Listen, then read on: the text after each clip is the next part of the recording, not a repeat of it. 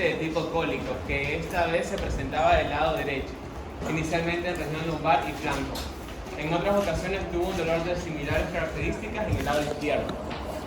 Muy bien. Cuando ustedes ven este cuadro clínico, ¿qué les parece lo más probable?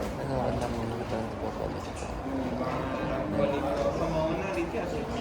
Litiasis. Una litiasis. Cólico renal. Un cólico renal. Ya. Muy bien. ¿Cuál es el síntoma o los signos y síntomas de este paciente? Dolor. Dolor tipo cólico. Es un dolor abdominal, ¿no? ¿Verdad? Es un dolor abdominal. Entraría dentro del diagnóstico diferencial del dolor abdominal, ¿verdad? Pero estamos hablando de un dolor abdominal tipo cólico. Eso nos indica qué cosa. Que se trata del espasmo muscular de la pared de una víscera hueca, ¿no? ¿Verdad? ¿Qué cólicos podemos tener? Podemos tener cólico renal, que en realidad no es renal, es ureteral. Ureteral. ¿Qué más? Vesical. Podemos tener Cólico. cólico intestinal vesical de la vejiga. Podemos tener cólico de la vejiga. Cólicos en las trompas. En las trompas de falopio. Vesicular. Porque eso sería vesicular, ¿no? Los cólicos menstruales vendrían a ser. Cólico biliar. Los cólicos menstruales vendrían a ser cólicos en las trompas entonces. O no vendrían a. Los cólicos. O en el útero. El útero es un órgano hueco que tiene el músculo en su pared, ¿no? ¿Verdad? ¿Por qué se produce el cólico menstrual? Se desprende La contracción. O la contracción. Se desprende el endometrio, pero eso no tiene que quedar el dolor. Por la contracción del músculo. Porque está tratando de eliminarlo. Y está tratando de eliminarlo a través de un orificio muy estrecho, ¿verdad? Está tratando de vencer una obstrucción, ¿no? Por eso ustedes ven que no todas las mujeres tienen la misma intensidad de cólicos menstruales, algunos casi no tienen, algunos gritan de dolor, porque hay variantes anatómicas, pues, ¿no? Y lo mismo fisiológicas, a veces en una época es mayor que en otras. ¿Por qué? Porque está tratando de vencer la obstrucción que le ofrece ¿quién? El cuello uterino, ¿no? ¿Verdad? ¿Sí? Ya. Incluso alguna vez se hizo dilatación del cuello uterino para aliviar el cólico menstrual. Bueno, eso ya no es materia de nosotros, ¿no? Ya. Pero bueno, el caso es que tenemos cólico uterino, cólico intestinal, cólico biliar, cólico ureteral. Pero ¿cómo diferenciaríamos estos tipos? Porque si hablamos de un dolor que no es tipo cólico, ya el diagnóstico se nos va por muchos otros lados, ¿verdad? Pero aquí estamos hablando de un dolor tipo cólico. Pero aquí tenemos que ver en qué lado, en dónde está, ¿verdad? Y estamos hablando del abdomen, y dentro del abdomen tenemos ¿qué cosa? Hay 6 cuadrantes. 9 cuadrantes no hay, porque bueno, ya, entonces 9 regiones que se llaman Epigastrio, hipocondrio izquierdo, flanco derecho, mesogastro, epi arriba, meso en medio, mesogastrio o región periumbilical, dicen algunos. flanco izquierdo, fósil de acá derecha, fósil de izquierda. ¿Verdad? Entonces, ¿dónde estaría el cólico biliar? Aquí está la vesícula y la vía biliar, ¿no? ¿Verdad? O también en el epigastrio dicen algunos. ¿Dónde estaría el cólico intestinal? Podría estar en muchos lados, ¿no? Generalmente lo refieren a mesogastrio, pero en realidad podría estar en cualquier lado, ¿no? ¿Verdad? El intestino tenemos por todos lados. ¿Dónde estaría el cólico ureteral? Aquí estaría, ¿no? ¿Verdad? Ahí estaría el cólico ureteral. Miren que el cólico ureteral sería parte flanco y parte hipogastrio, ¿no? ¿Verdad? Ya cuando estamos ya llegando a la vejiga, ¿no es así? ¿Y dónde sería el cólico uterino? Eso, hipogástrico. Hipogástrico, ¿verdad? Aquí sería el cólico uterino. ¿Sí? Hipocondrio, ¿qué significa? Hipo es debajo. La costilla. La costilla. Condro no es costilla, costal es costilla. Condritis es inflamación de cartílago. Entonces es debajo de los cartílagos costales. ¿Verdad? El remolque costal es cartilaginoso aquí. Entonces se dice hipocondrio derecho y hipocondrio izquierdo, ¿no verdad? Ya, muy bien. Entonces, aquí tenemos los lugares. Y cuando hablamos entonces de una litiasis, el dolor típicamente se mueve, porque el lito viaja. Entonces, el dolor puede empezar incluso en la región de la fosa lumbar, luego moverse hacia flanco derecho y luego moverse hacia fosa ilíaca derecha, ¿verdad? Y ahí termina en mi lugar. Y luego, pues, puede ser que ocurra la uretra y provoque un dolor uretral, pero eso es otra cosa, ¿no? Entonces, el hecho de que sea en este sitio, de que sea recurrente, de que comience en región lumbar y flanco y de que haya habido de los dos lados, nos hace pues muy probable que el diagnóstico sea litiasis, ¿no verdad? Entonces, lo primero es saber la anatomía, ¿no verdad? ¿Cómo está formado el aparato urinario?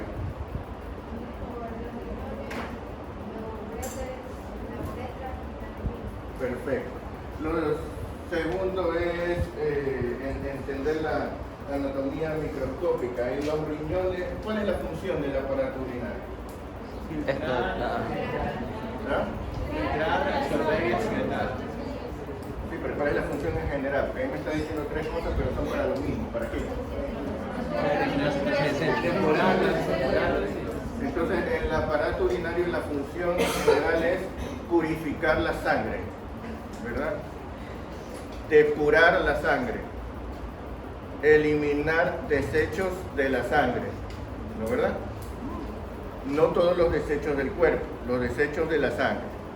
¿Sí? ¿Estamos claros, no? Ahora, para eso están los riñones, que es el órgano donde se produce la purificación de la sangre, y como resultado de esa purificación de la sangre se forma un líquido llamado orina que viaja por la vía urinaria, ¿no verdad? Entonces tenemos el riñón y la vía urinaria. Ahora, ¿por qué no tenemos un conducto directamente del riñón hacia afuera? Porque ya una vez formada la orina ya está purificada la sangre. ¿Por qué no sale el riñón nada más hacia la riñón urinal y así nada más? Porque sería difícil. Porque sería difícil orinar así. Porque todo el día lo violaba buscando. ¿Ah?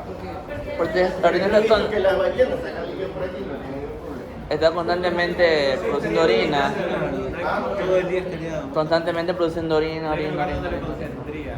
¿Y cuál sería la desventaja de que no hay lugar donde lo contenga? Que estaría eliminando esa orina. Estaría eliminando su orina todo el tiempo. ¿Y cuál sería el problema? Pues infecciones, Hay infecciones. ¿Ah? infecciones recurrentes, pero ¿De qué? al estar directamente al riñón. ¿Ah? Entonces, porque sería muy poca la distancia entre el riñón y la piel y sería muy fácil que entren Ajá. las bacterias.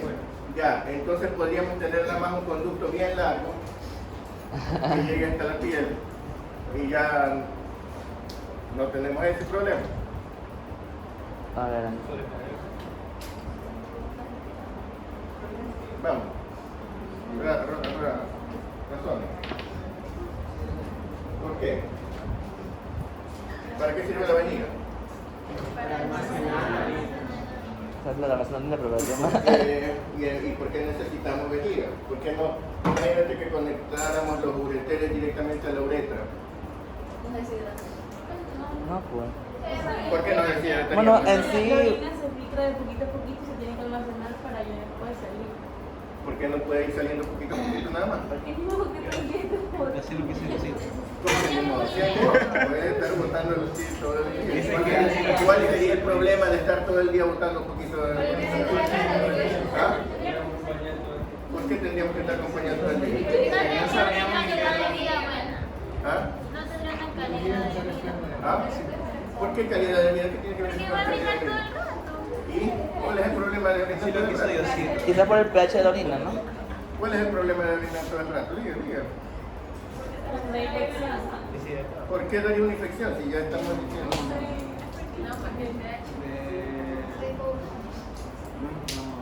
Por el pH de la orina, no. ¿Ah? Listo. ¿Qué pasa con el pH de la orina? Ah, sí.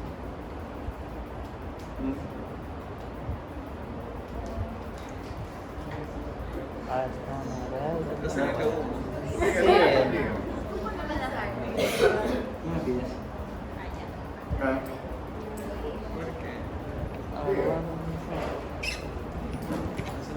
Porque, claro, ustedes pueden decir sería incómodo, ¿no? Pero, ¿incómodo qué? Psicológicamente. Porque lo que a nosotros nos parece cómodo o incómodo es lo que nuestro sistema nervioso decide que nos parezca cómodo o incómodo. Quizás al tener solamente un solo túbulo es más fácil que se tape, más fácil que se obstruya y haya Pero más aunque tenga la complicaciones. vejiga se tapa igual. Pero ya con la vejiga, no sé. El embotellamiento se hace en el sitio más estrecho sin importar Claro. que una parte esté ancha.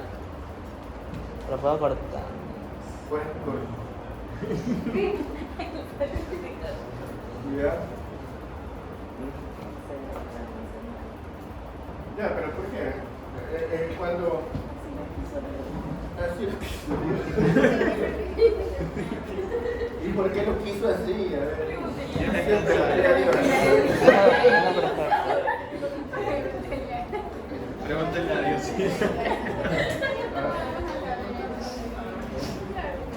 Pregúntale a Dios. ¿Qué lo quiso así?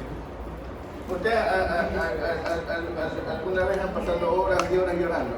Sí. Sí, obvio. ¿Por qué será la opción? Pues es la segunda opción. ¿O por quién será? Porque no fue la primera opción.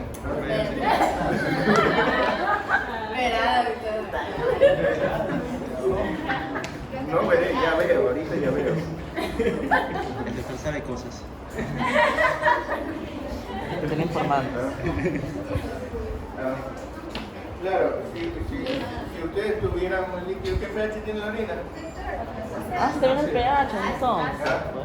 ¿Qué pasaría si Sí, tú bueno, estás tirando un ácido todo el tiempo? Estaría quemando. Se laceraría, Está ¿verdad? bien el pH, Entonces sí, tendríamos una dermatitis, ¿no verdad? Y si tuviéramos una dermatitis, después de un tiempo tendríamos una sobreinfección en esa dermatitis, tendríamos un impeti. Y si tuviéramos eso, después de eso las bacterias podrían entrar a través de la piel porque estaría vasodilatado y entonces podría. Entonces, efectivamente, preferible es hacer una... Yo sí dije pH. Yo sí dije pH. Eso quisieron decir en su interior, pero no lo hicieron. Y pH. ¿Pero por qué? Por eso les estoy preguntando, ¿por qué la infección? ¿No? ¿Ya? Dijeron infección y pH, pero no relacionaron las dos cosas. Bueno, entonces cuando ustedes tienen eso, entonces para eso sirve la vejiga, ¿no verdad? Pero de hecho efectivamente hay que impedir las infecciones y una de las razones por las que puede haber infecciones de vía urinaria, las infecciones de vía urinaria son más frecuentes en varones o mujeres. ¿Por qué? Porque la uretra es más corta, ¿no verdad? Lo cual quiere decir que mientras más corta sea la distancia, efectivamente más fácil es que ingrese, ¿no verdad? ¿Cuál es el principal medio de defensa del organismo contra las infecciones de vía urinaria? La orina. La La micción. misma orina. La micción. La micción, o sea, el hecho de estar constantemente barriendo, ¿no? El flujo constante de la orina es el principal mecanismo de defensa. O sea, no es el pH, no es la IgA, no es los factores de herencia, no es nada, ¿sí? No son los leucocitos, es el flujo, lo cual quiere decir que si no hay un flujo adecuado, hay tendencia a infecciones urinarias. Ahora, para que haya un flujo adecuado, ustedes saben que ese flujo adecuado se produciría mejor si nada más hubiera un tubo. Pero resulta que tenemos una vejiga en la cual la orina se estanca un tiempo, ¿no es verdad? ¿Sí? Se estanca un tiempo. Pero además de eso, esa vejiga para cumplir su función tiene que llenarse y vaciarse. Entonces tiene que tener músculos, ¿no es verdad? Músculos que sean unos para contener la orina, que serían los esfínteres, ¿no es verdad? Los esfínteres. ¿Hay un esfínter o dos ahí? No. Uno Voluntario y involuntario. voluntario estriado y otro involuntario liso, ¿no es verdad? Ahora, ¿por qué no tenemos solamente uno voluntario? Porque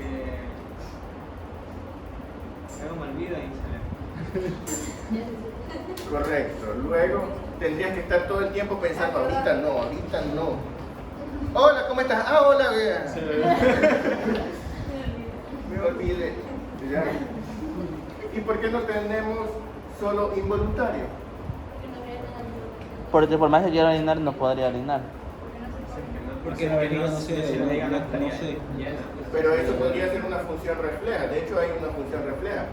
El esfínter involuntario está cerrado hasta que la vejiga alcanza cierto volumen y ahí se produce el reflejo de la micción y entonces se relaja el esfínter involuntario No podríamos y se contrae el músculo detrusor y se produce la micción. No podemos controlar la orina. Entonces, cada vez que estuviéramos yendo a la vejiga, pues Exacto, haríamos. entonces tendríamos una función completamente automática y no podríamos decidir en este momento no. Entonces a lo mejor tendríamos micción en un momento totalmente inadecuado, el momento en que estamos corriendo, huyendo, haciendo alguna cosa, el momento en que estamos, ¿verdad?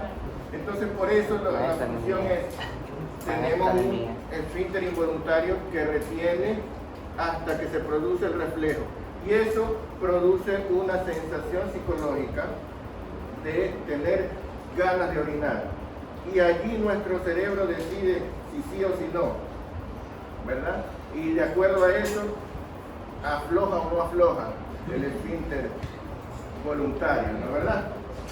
¿Sí? Lógicamente llega un momento en que la vejiga está tan llena que ya no es posible contener más, porque no vamos a voluntariamente hacer que explote la vejiga, ¿no es verdad? ¿Ya? Entonces, esa es la función normal. Pero como les decía, eso implica que va a aumentar en determinado momento la presión en la vejiga, porque se va a ir acumulando y estamos dentro del abdomen. Y dentro del abdomen no solamente la vejiga hace presión, porque nosotros estamos comiendo, se está acumulando en otras cosas. Y entonces en algún momento puede ser que haya mucha presión sobre la vejiga cuando está cerrado el esfínter, ¿verdad? O está cerrado el esfínter. Si hay mucha presión en la vejiga, cuando están cerrados los esfínteres, la orina tiende a irse hacia dónde? Hacia los uréteres, ¿verdad? Y si la orina se regresa a los uréteres, ¿cómo se llama eso? Pero no. De la vejiga a los uréteres. No, reflujo vésico-ureteral. ¿Sí? Obviamente, ¿no verdad? Reflujo vésico-ureteral. Entonces, ¿cuál es el principal factor de protección? El flujo de orina anterógrado, pero ahora hay un flujo retrógrado, lo cual va a favorecer entonces las infecciones. Siempre que haya reflujo, va a haber infecciones. Por lo tanto, debe haber un mecanismo fisiológico que impida normalmente el reflujo, porque la presión va a aumentar en la vejiga. Y no podemos decir que porque aumentó la presión ya inmediatamente tenemos que aflojar los esfínteres. Tiene que haber algo que cierre la entrada de los uréteres a la vejiga. Y entonces ahí tenemos ¿qué cosa? Tenemos unos esfínteres ureterales inferiores, ¿no verdad? No. ¿Cuándo estudiaron que había esfínteres ureterales inferiores? Yo sí. Eso no sabe, papá. Eso yo no lo discuto.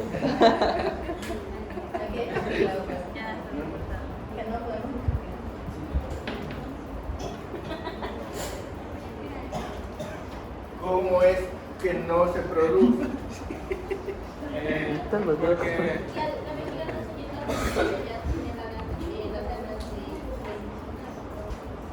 Eso no basta, porque hay momentos en que tú te aguantas la orina y la vejiga está casi reventando y no por eso vas a tener reflujo. Porque igual la sangre se está filtrando constantemente, ¿no? O sea, se está formando más orina ahí. Y entonces baja Y eso basta para evitarlo, no. Porque si no, no existiría una patología llamada hidronefrosis. Por el tono del músculo detrusor. El tono del músculo detrusor, bueno, puede aflojarse, pero no, eso no basta, porque el solo hecho de estar mucha orina allí ya hace que, ¿no? Que aumente la presión. El resto de la cavidad abdominal hace presión, aunque no lo haga el músculo propiamente. ¿Qué tiene el trígono? El trígono vesical es el que se forma entre los tres, el uréter y la uretra. Pero esa zona, ese músculo no se dilata tanto como el músculo detrusor. Si usted lo ve de lado, así es la entrada del ureter. ¿Se acuerdan de la anatomía del ureter, no, verdad? El ureter tiene varias porciones, ¿no? ¿Sí? ¿Cuál es la última porción del ureter antes de llegar a la vejiga? ¿Ah? ¿Ah? sí, puede que es película. Ah, sí, pero eso no es la de Es como que abdominal, película. Pélvico. La última porción se llama porción intramural.